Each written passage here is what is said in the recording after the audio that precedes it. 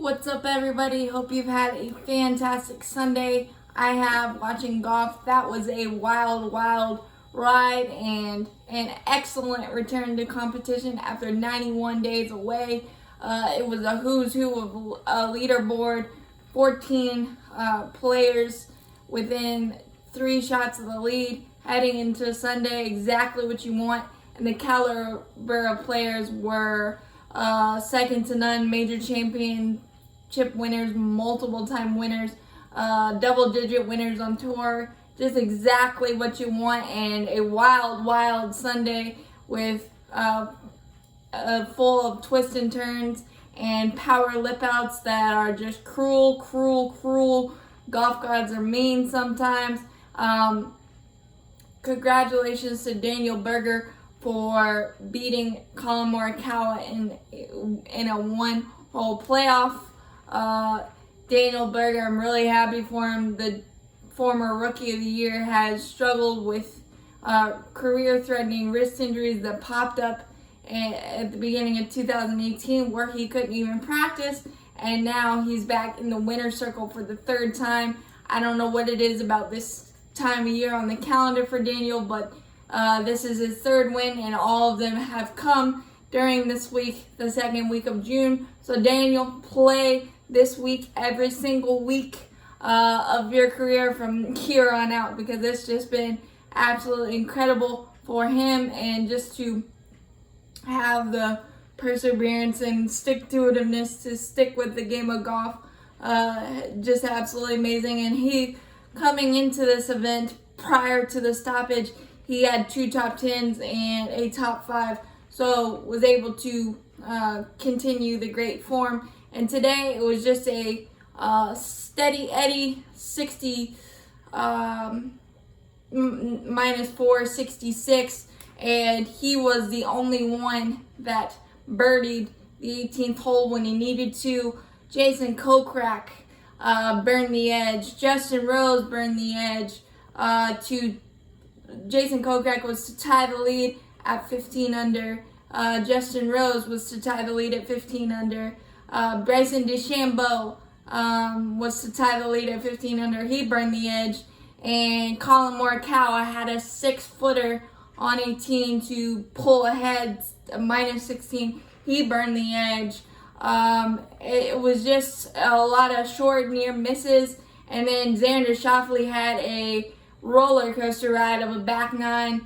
He honestly did not have the speed right on a lot of putts. He missed a 10-footer on 3, a 10-footer on 9, a 10-footer on 5. So there were a lot of chances and a lot of things in the heart. But he grinded ridiculously on the back 9, having the lead on 14. A nice sand save coming out of the trees. Was able to make about a 12-footer to save par there. Inexplicably hit the ball in the water on 15, and he thought he was going to back up a couple shots, but was able to clutch up and hit a 30-footer to save bogey and keep himself in it. And then 16, he drained another long one, about 25 feet, to get back to the tie of the lead. And then on 17, one of the most vicious slip outs I've ever seen, from about 3.5 feet.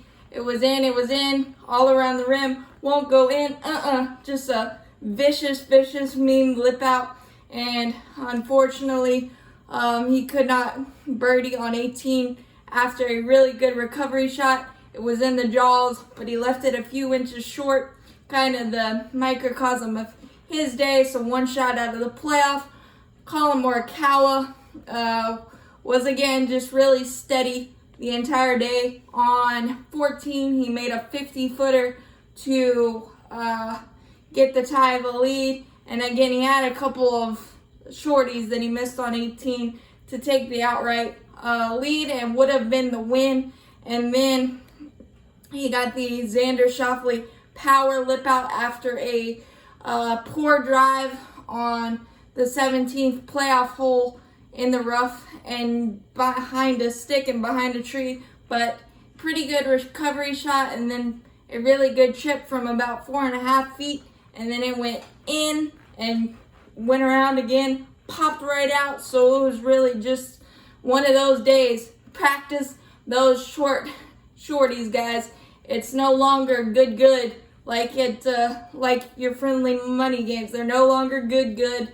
But it was just a fantastic week. Congratulations to Daniel Berger. There were so many storylines, so many top tier guys up there from the get-go. It was good to see Jordan Spieth back in contention, but again, the driver and some non-commitment on some shots that were used to Jordan being comfortable with kind of went awry for him. But he's got that Spieth zone down again, 25 to 30 feet. He makes those more consistently than he does the 3 feet. He also had some power lip outs as well. So I don't know what it is about Colonial and those power lip outs, and it was really nice to see Harold Varner III come out with all of what's been on his plate lately with the social injustice stuff,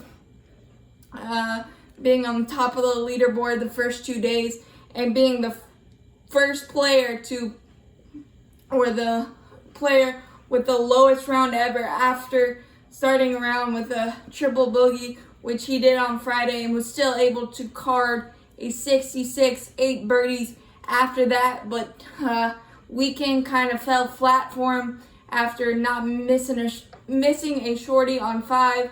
On Saturday, his putter just went completely cold, but really good week for him, both personally and professionally. And it was just really good to get back to golf, and ultimately it being a playoff and the way it ended, couple really brutal horseshoes. But again, congratulations to Daniel Berger. You outlasted everybody in the Texas shootout that became the Charles Schwab Challenge. Congratulations on your 3rd victory, man.